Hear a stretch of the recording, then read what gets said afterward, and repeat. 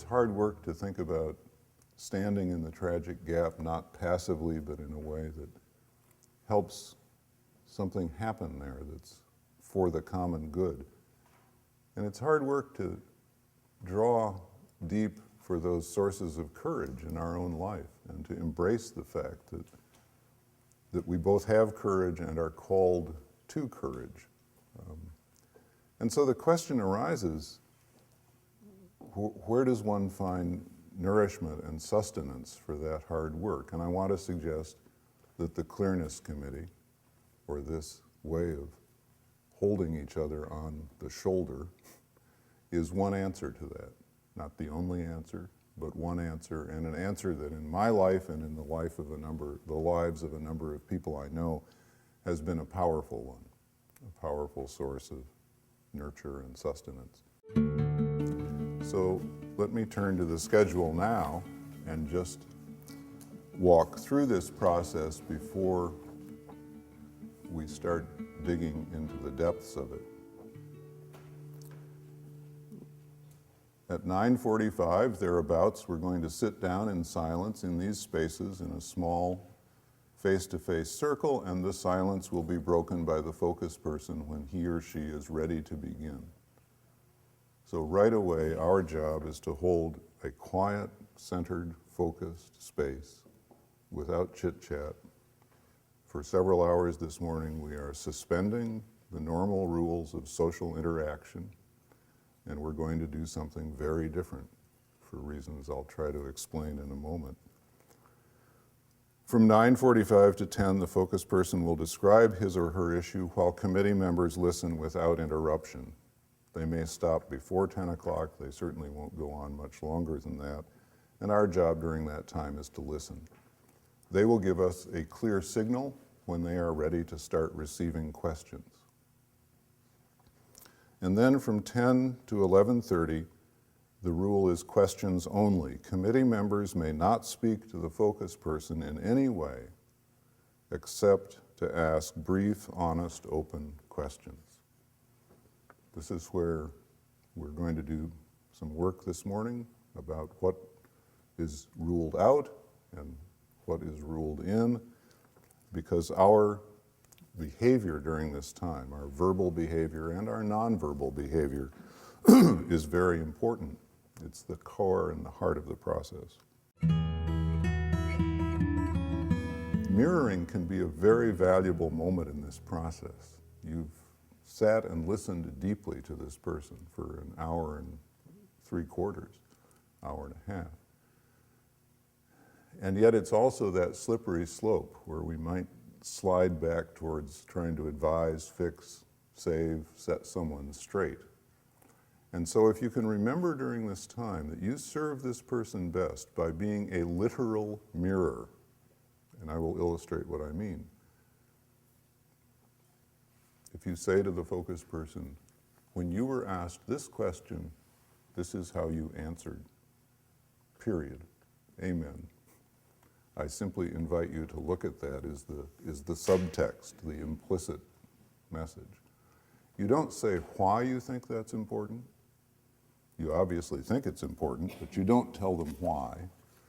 You don't do anything except hold up a mirror that reminds them of a question that was asked and an answer that was given. There's a second kind of mirroring where you say, I invite you to look at 3 questions and 3 answers simultaneously. You obviously have a theory about why those hang together in some way, but you are not to say what that theory is. You are simply to mirror that these 3 questions were asked and these 3 answers were given. And you let the focus person make of that whatever he or she wants to make of it. Constantly the effort here is to withdraw our own desire to shape this process or to interpret what's going on or to import our own wisdom, and simply to let the person get a clear bead on the inner teacher, on their own inner wisdom. Body language mirroring can be very valuable. It's even trickier. It's harder to do. You have to be a phenomenologist to do it. Good mirroring would say, when you were asked about job A, your voice grew soft and your eyes were downcast. When you were asked about job B, your head was erect and your voice was loud. You'll notice what I didn't do there. I didn't say, when you were asked about job A, you seemed subdued and depressed. When you were asked about job B, you seemed enthusiastic and excited. Don't you think it's job B? Why don't you go sign up right now? Because the point being that even though I think I know, I have no idea what those downcast eyes and that soft voice really mean. Quite the contrary, it may not be depression. It may be, this is the most serious possibility I've looked at for a long time, and I'm considering it deeply. I can't get inside another person and interpret them. And my job here is to remember that and to not invade this person's soul, this person's inner space. And so if the focus person invites mirroring, those are the disciplines we need to practice, and it can be enormously valuable in that last 15 minutes to help a person regather things that have come from within herself or himself, and simply have a chance to look at them again before the group disbands. With 5 minutes left, someone is going to say, we now invite affirmations and celebrations, and I'll tell you what I told the focus persons last night. In the dozens and dozens, maybe over 100 by now, clearness committees I've done, I have never known those affirmations and celebrations to be gratuitous or forced. They've always been authentic and deeply felt. It's simply an enormous privilege to be in the presence of another person's soul. And 2 hours later, you will feel that privilege and you will feel the mystery of the human self, and you will want to celebrate the shared journey and this person who has given you the gift of a piece of his or her life. And because we value that gift and this offering that these three people are making to us so deeply, we will abide faithfully by the rule of double confidentiality, which means A, nothing said by the focus person in this group or any of the questions asked will ever be repeated to another soul, even if that person was in the group. Group members will not talk about this when it's over. Our job when it's over is to continue to hold the focus person in our thoughts and the light in whatever way you hold people. And secondly, the second part of double confidentiality is that none of us is at liberty after the clearness committee to come up to the person a day later, a week later, a month later and say, you remember when you said this? I had a thought about that. We hold this sacred space forever, henceforth and evermore. We do not later invade the focus person with our fixes, counsels, and advices. And focus people have said time and again, that second part of the confidentiality rule liberated me to do what I needed to be doing here, which is to have the deepest possible conversation with myself, knowing that it will stop there. And if one of them wants to come to us and say, would you sit and talk with me, they're at liberty to do that. We're not at liberty to approach them.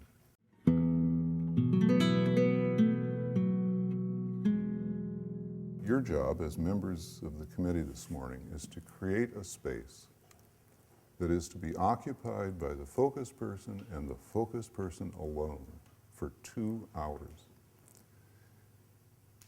If you can remember to keep yourself out of that space, both in a verbal way and in an energetic way. But right now I'm leaning into this space, right? My energetics are taking me to the middle of this because I've got a message I'm trying to convey. if I'm a member of a committee this morning, I need to lean back, breathe deep, not lean in, and simply hold the space for this person to occupy herself or himself without me being in there. And this has all kinds of practical implications.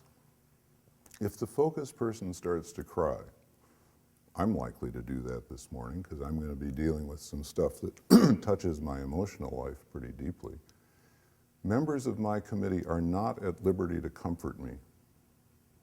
They're not at liberty to move into that space with a Kleenex or a hand on the arm that says, all will be well. Because as soon as they do that, they have occupied my space and they have changed this from my dialogue with my inner teacher to a social relationship with them, in which I now have to worry about what they're thinking about my condition and making them feel like they're good caregivers. And this is exactly what needs not to happen. This is not your father's Oldsmobile.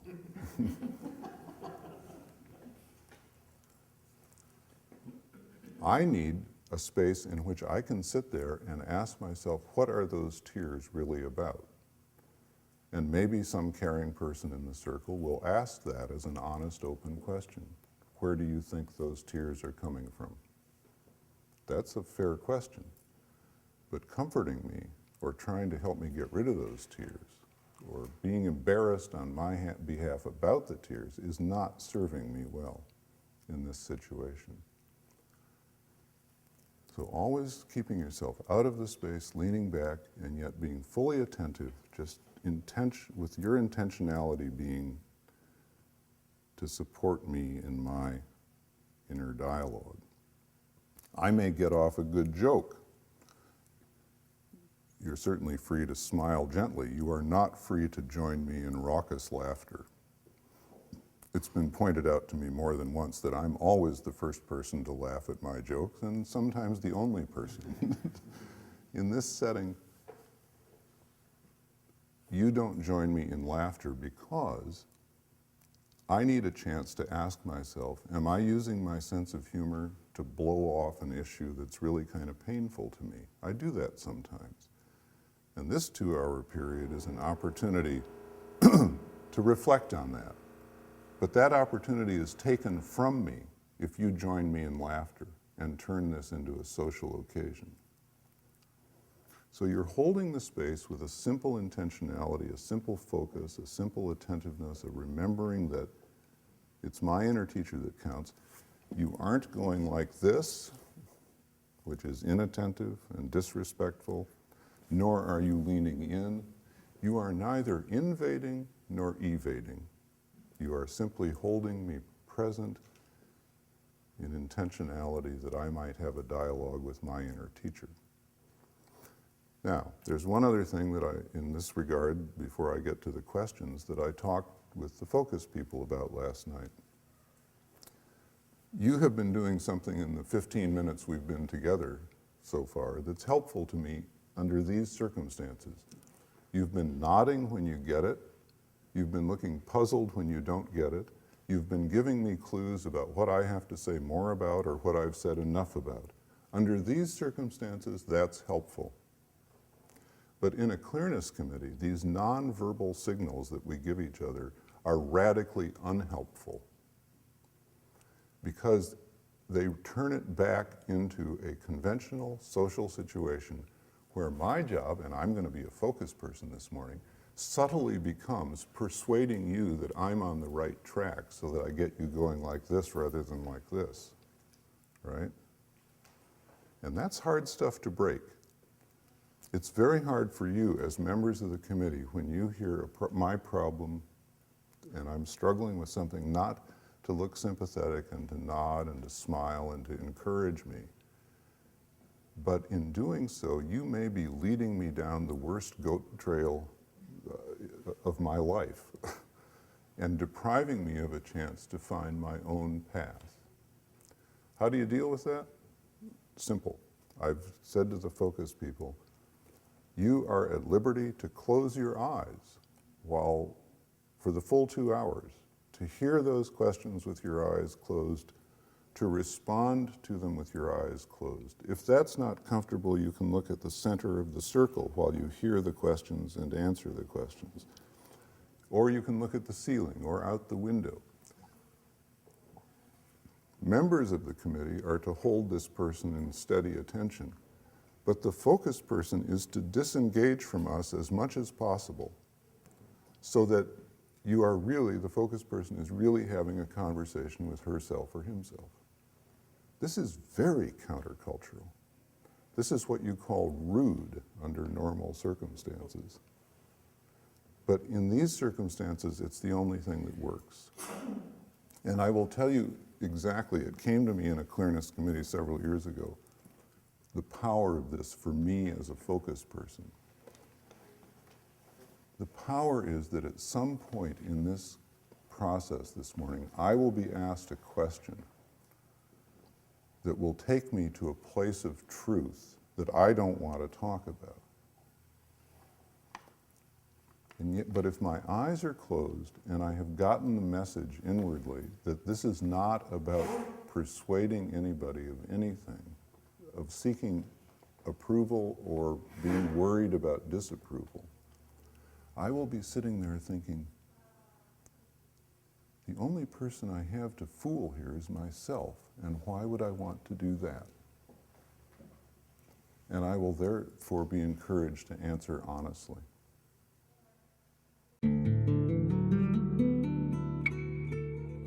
Questions only, honest, open questions.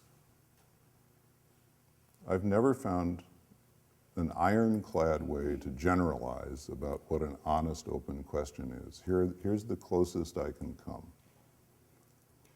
An honest, open question is one you ask without possibly being able to sit there and think, I know the right answer or the best answer to this question, and I sure hope you give it to me. If there's any energy like that in you, sit on the question. Don't ask it. But an honest, open question is one you ask without possibly being able to imagine what the, quote, right answer is. So let me give you a couple of examples. If I ask, if I'm a member of the committee and I ask the focus person, the situation you just described, how did you feel about that? That's a good, honest, open question. Allows that person to name some emotions. But if I listen to that list of emotions and I notice that anger is missing, and I'm saying to myself, boy, if I'd been in that situation, I would have felt angry. And then I ask the question, what about anger? That's not a good, honest, open question. Now that's a level of subtlety that's hard to attend to.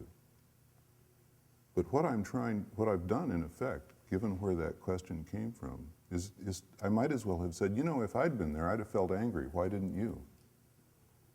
And that's invasive. And you don't want to do that. You must not do that. I said to the focus people last night, everybody in this circle is going to be trying very hard to keep the rules. And sometimes we're going to screw up. And we can forgive each other for that. But I also said to them, if anything happens in this circle that does not serve your soul, you, the focus person, are at liberty to say, it doesn't feel like an honest, open question to me, or things are moving too fast here, or I'm being pressed in an area that I don't want to explore. And if the focus person says that, the person to whom they say it is not at liberty to defend herself or himself, or to explain herself or himself. Because again, that's to invade the space with your agenda. Oh, I said that because you said this, and I thought that, and therefore, you know, or please forgive me, or nothing. Your only option is to listen to that, to sit back, and try to re-enter the process later in a more helpful way. That's the only option you have.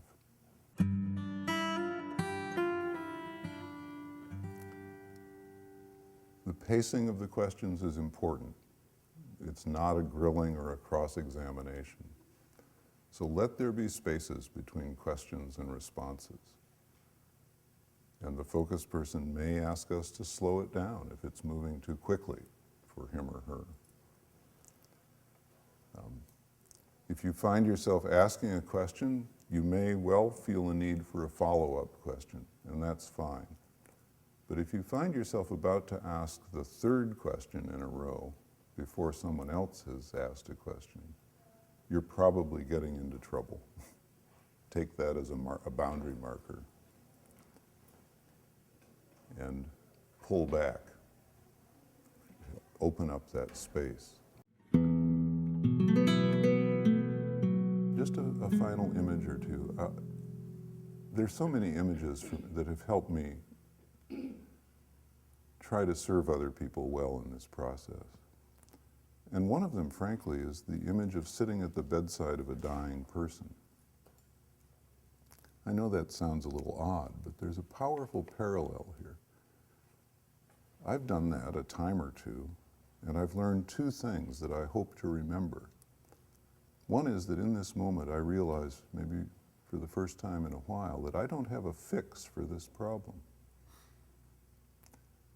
And my job is not to fix this person up, but is to bear witness, to be fully present, to offer love and compassion in a quiet, holding way. So I'm not to invade, because I can't do anything in there. I can just hold them in my presence. And at the same time, I learned not to evade, that the most disrespectful thing would be to run from the room because what I'm looking at is too problematic, or too struggling, or too difficult to want to bear. But I'm going to keep my eyes on them. I'm going to hold them in my attention, because it would be disrespectful not to. So maybe for some of us, remembering that this is like sitting at the bedside of a dying person where you neither invade nor evade could be a helpful image. But the image I always like to close with is this very simple one, that for the next 2 hours we're going to be doing something that is very much like holding a small bird in our open hands, our open minds, our open hearts. And during those 2 hours we're going to face at least 3 temptations. One is that in the first 15 or 20 or 30 minutes, the hands start to close around that bird, and we want to pluck the feathers and sort of do this dissecting thing we do with our minds, analyze this person to pieces, try to figure out what the heck is going on here and why don't they see what I see. That's the way the mind works. And we are to resist that temptation. Our task is simply to keep our hands open and hold the bird. We're not going to do dissecting with our minds this morning, and if we don't do it with our minds, we won't do it with our mouths. The second temptation that comes after an hour or two, and we're past that dissecting thing, we're now sort of into the mystery of another life that is being shared at a deep level. And we've come into that more respectful, receptive mode, is that the hands are going to get weary, and we're going to want to lay this down for a while. That means the attention wanders, the intentionality disappears. And I just want to say to us, a bird is a very light thing to hold. A soul is even lighter, and we can do this for 2 hours. We have enough upper body strength to do that for 2 hours. All we have to do is pay attention to it. And the third and final temptation comes maybe toward the end, which is sort of like this.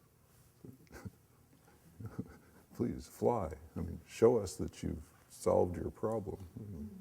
Put all this time and energy into you. And we need to remember that this bird will fly on its own schedule. And that the fruit of our work this morning, the proof that we have done this well, is not that the bird flies, but that we can say we faithfully held for 2 hours. And when the 2 hours are over, those hands can withdraw into the heart, and we can hold that person for a long, long time to come. That's all we're asked to do, to be faithful to the holding of the space where this person can have a conversation about something important with him or herself.